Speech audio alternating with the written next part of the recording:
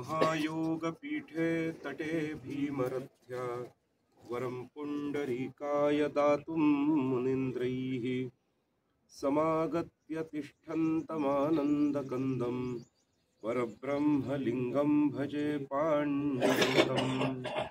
अवधूतचिंतन श्री गुरुदेव दत्त। समुपस्थित सज्जन हो, अत्यंत आल्हाददायक असा कार्तिक स्नानाचा प्रातःकाळच्या काकड आरतीचा सोहळा पाहून संतोष वाटला। या काकड आरती संबंधी एक इतिहास सांगतो। काकड आरतीची सुरुवात कधीपासून झाली?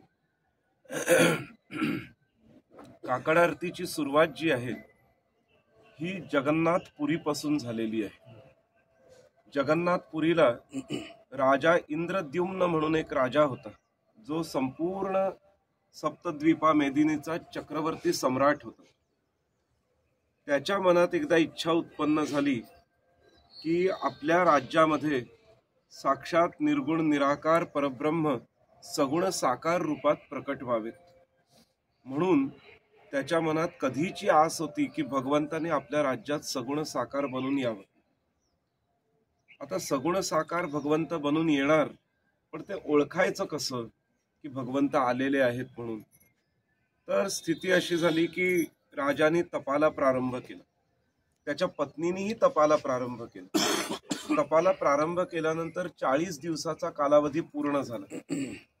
त्या 40 दिवसामध्ये राजाने सगळ्या त्याच्या शिल्पींना बोलवलं आणि एक देवासाठी सुंदर मंदिर बांधायचं ठरवलं की देव प्रकट झाल्यानंतर त्यांनी राहायचं कुठे, यासाठी मंदिराची वगैरे व्यवस्था आधीपासून करून ठेवली त्यांनी।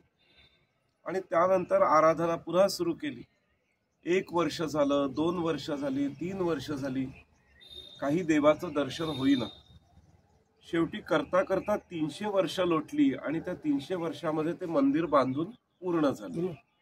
पूर्ण मंदिर बांधून झाल्यानंतर एके दिवशी असं झालं की एक अत्यंत जख्खड म्हातारा असा एक मनुष्य आला आणि तो म्हणू लागला की हे राजन, मी सुंदर मूर्तिकार आहे म्हणे, मला देवाची मूर्ती घडवायची इच्छा आहे तुझ्याकडे। तर म्हणे तुझ्याकडे जर काही कडुनिंबाची लाकडं असतील तर ती मला हवी आहेत मूर्ती घडवण्यासाठी। राजा म्हणाला, अरे वा, खूपच छान म्हणे, आमच्याकडे तर कडुनिंबाची बागच्या बाग आहे, त्यातली कोणती लाकडं निवडायची तुम्ही ठरवा। त्या शिल्पीनी लाकडं निवडली आणि ते काष्ठ निवडल्यानंतर राजाला म्हणाला की हे सगळे ओंडके म्हणे मला आणून दे, म्हणे भगवंताच्या 3 सुंदर मूर्ती बनवतो म्हणे। ठीक आहे म्हणे। राजाला त्या शिल्पीने सांगितलं की हे राजन, मी मूर्ती घडवीन पण ते कोणासमोर घडवणार नाही, अशा ठिकाणी घडवीन की त्या मूर्ती जिथे घडतील तिथेच त्या विराजमान होतील। म्हणजे थोडक्यात काय, मंदिराच्या गाभाऱ्यातच बसून घडवीन। चालेल म्हणे, काही हरकत नाही म्हणे। अट ही आहे की गाभाऱ्याचं दार मी बंद करून घेत जाईन आणि बंद केल्यानंतर मग मी मूर्ती घडवायला प्रारंभ करेन। ठीक आहे म्हणे। म्हणे जराही चुकूनही दार उघडायचं नाही म्हणे। मग प्रश्न असा पडला की महाराज, तुम्ही मूर्ती घडवाल पण तुम्ही अधूनमधून बाहेर याल की नाही म्हणे। नाही म्हणे, जराही नाही, मूर्ती घडल्याशिवाय मी बाहेर येणार नाही। असं कसं म्हणे, मग तुमचं जेवण खाण वगैरे? काही नाही म्हणे, दाराच्या समोर दाराच्या खालच्या फटीतून ताटली आत सरकवत जा जेवणाची, मी जेवून घेत जाईल। झालं, मूर्ती घडवण्याला सुरुवात केली। राजाची जी राणी होती ती तिच्या स्वयंपाक्यांकडून उत्तम उत्तम पदार्थ बनवून घ्यायची आणि दाराच्या खालून ताट आत पाठवायची। झालं, काही होऊ नाही चू नाही, फक्त मूर्ती घडवण्याचा ठकठाक ठुकठुक ठकठाक ठुकठुक आवाज येत असायचा फक्त। पहिला दिवस झाला, दुसरा दिवस झाला, तिसरा दिवस झाला, 17वा दिवस उजाडला। आता या राणीच्या मनात विचार आला की ही व्यक्ती आतमध्ये बसून जेवतीये तर खरी, पण आत सगळी उष्टी पानं तशीच्या तशी असतील। तर हिनी सांगितलं की अहो, ती एवढ्या दिवसांची ताटं तर बाहेर पाठवा म्हणे, ती उष्टीच्या उष्टी आत राहतील। हू नाही चू नाही, ठकठक ठुकठुक आवाज करणंच बंद झालं। राणीने विचार केला, काय झालं देव जाणे, दुसरा दिवस झाला, तिसरा दिवस झाला, चौथा दिवस झाला. असं करता करता काही आवाजच येईना. आवाज येईना तर ती राजाला म्हणाली की म्हणे, हे नाथ, आतमध्ये तो शिल्पी काहीतरी शिल्पकारी करायचा, आवाज तरी यायचा. आता म्हणे 4 दिवस झाले आवाजच येत नाहीये म्हणे. जखड म्हातारा होता, आतल्या आतच काही झालं तर नाही म्हणे. तर राजा म्हणाला, अगं तो शिल्पी दिव्य आहे, त्यांनी सांगितलंय की महिनाभर झाल्याशिवाय काही तू दार उघडायचं नाही म्हणे. हो म्हणे, अहो ते पण महिनाभर झाला, पण 21वा दिवस आहे, आवाज येत नाही, म्हातारा माणूस आहे, काही झालेला असलं तर. काही नाही म्हणे, तो शिल्पी खूप निष्णात आहे म्हणे. झालं. शेवटी मग असं झालं की राणीच्या मनात विचार आला की आपण थोडंसं दार उघडून बघूच की खरोखर शिल्पी हयात आहे की काय झालं. तर म्हणून राणीने अलगदपणे दार उघडायचा प्रयत्न केला. आणि जसं तिने दार उघडलं तसं तिला दिसलं की आतमध्ये शिल्पी नसून साक्षात ब्रह्मदेवच मूर्ती घडवत होता. साक्षात ब्रह्मदेव मूर्ती घडवत होता. आणि लगेच त्या ब्रह्मदेवाने पुन्हा त्या शिल्पीचं रूप धारण केलं, आरडाओरडा सुरू केला, हे काय म्हणे, कशाला नियम तोडला वगैरे असं तसं. तर राजा धावत धावत आला आणि तो शिल्पी राजाला म्हणाला, हे राजन, तुला सांगितलं होतं की महिनाभर दार उघडायचं नाही, महिनाभर असंच मला शिल्पकारी करून द्यायची, पण आता तू दार उघडलं, आता मी काही पुढचं शिल्प करणार नाही. असं म्हणून तो म्हातारा मनुष्य म्हणजे साक्षात ब्रह्मदेव अदृश्य झाले. आता ते जेवढ्या मूर्ती घडलेल्या होत्या तेवढ्याच्या तेवढ्याच राहिल्या. अनेक शिल्पकारांना बोलवलं की तुम्ही मूर्ती पूर्ण करा, मूर्ती. म्हणे या मूर्तीत आता काय पूर्ण करणार म्हणे, एवढे मोठे मोठे डोळे, एवढे मोठे नाक, हात हे असे आहेत वगैरे. ह्याला म्हणे कसं शिल्पाकृती देणार, काही कळायला मार्ग नाही म्हणे, आम्ही नाही हे करू शकत. मग शेवटी आकाशवाणी झाली राजाला की हे राजन, या अशाच्या अशा मूर्तीच तू ठेव, ते साक्षात भगवंतच प्रकट झालेले आहेत. मग भगवंत प्रकट झाले पण दिसतायत तर मूर्ती, भगवंत दिसेल कसा. राजाला आस लागली. शेवटी राजाने व्रतवैकल्य सुरू केलं की म्हणे देवा, जोपर्यंत दर्शन देत नाहीत तोपर्यंत म्हणे मी काही व्रत सोडणार नाही तुमचं. पहिला दिवस झाला, दुसरा दिवस झाला. राजाने ठरवलं की देवा, सगळ्या एक एक गोष्टी मी तुला तुझ्या नावाने ओवाळून दान करून टाकीन, तुझ्या नावाने ओवाळून दान करून टाकीन. पहिल्या दिवशी राजाने स्वतःची सगळी संपत्ती ओवाळली देवावरून आणि ती दान करून टाकली. दुसऱ्या दिवशी स्वतःचे आणखीन काय काय पदार्थ ओवाळले ते दान करून टाकले. तिसऱ्या दिवशी आणखीन काय, चौथ्या दिवशी आणखीन काय, करता करता करता 26व्या दिवशी राजाने स्वतःची 18 मुलं ओवाळली आणि तीही दान करून टाकली. आता 26व्या दिवशी दान केलंय, 27व्या दिवशी काय, तर आता पत्नी उरली, तर पत्नी देखील ओवाळली ना, ती पण देवाच्या चरणी दान करून टाकली. आता उरलं काय, तर 28व्या दिवशी देवाला म्हणाला, देवा मीच माझा तुझ्या चरणी दान करतो. तरी देवाने दर्शन दिलं नाही.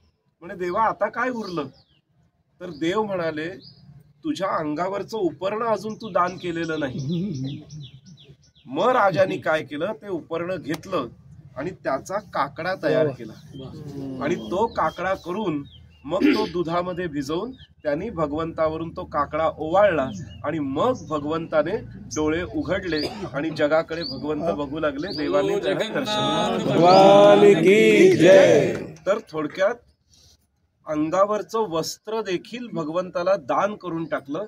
म्हणजे थोडक्यात काय, निरावरण होऊन भगवंताची भेट त्याला घडली.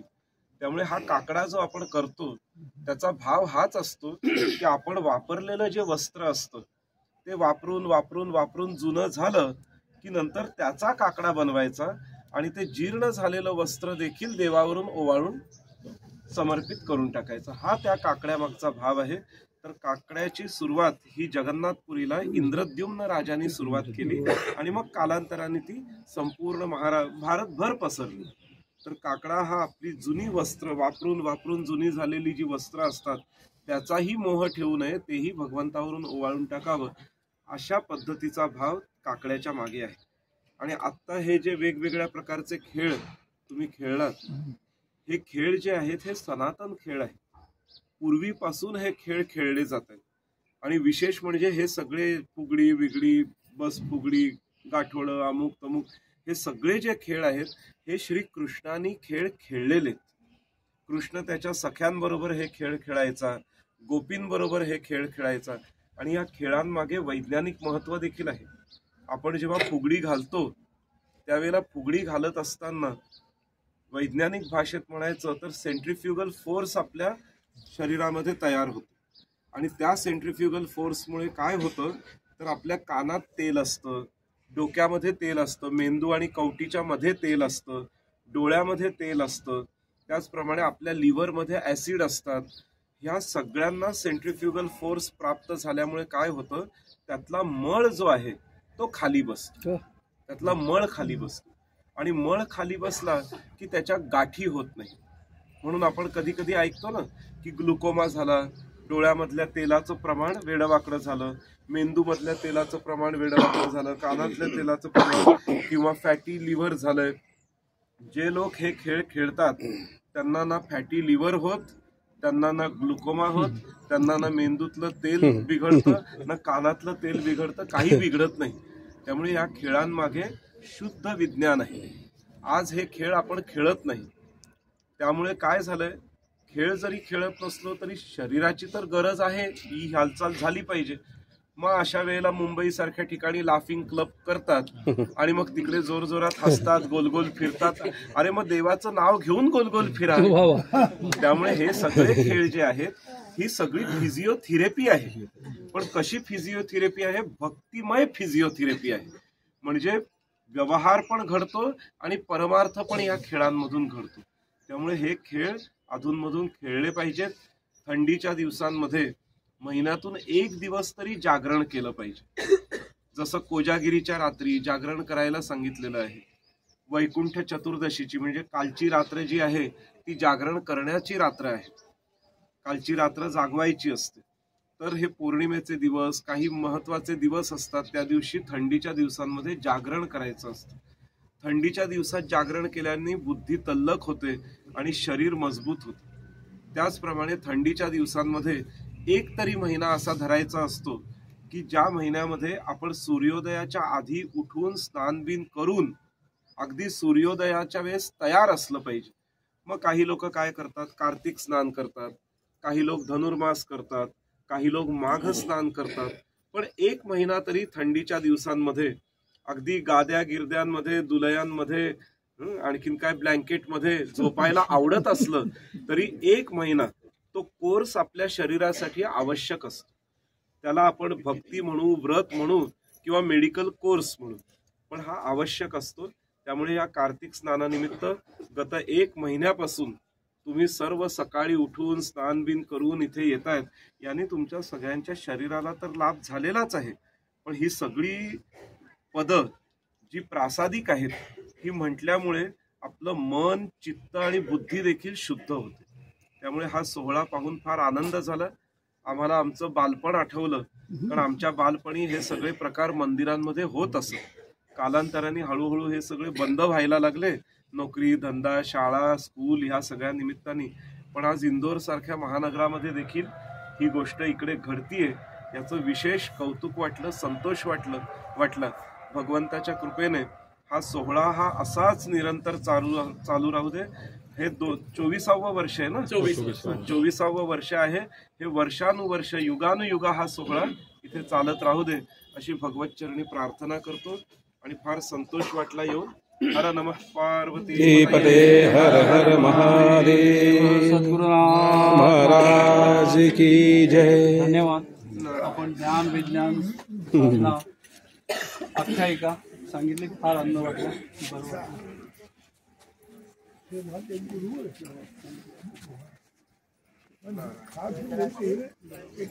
प्रसाद दिला असता सर.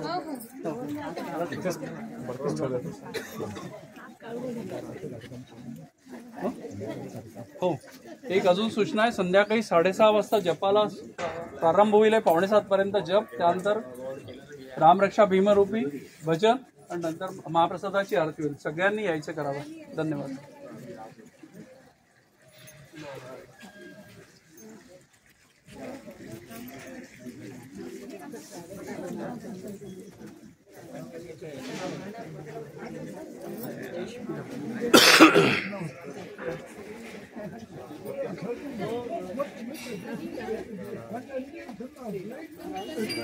त्या दिवशी आमचं भजन होतं तिथेच भेटले होते.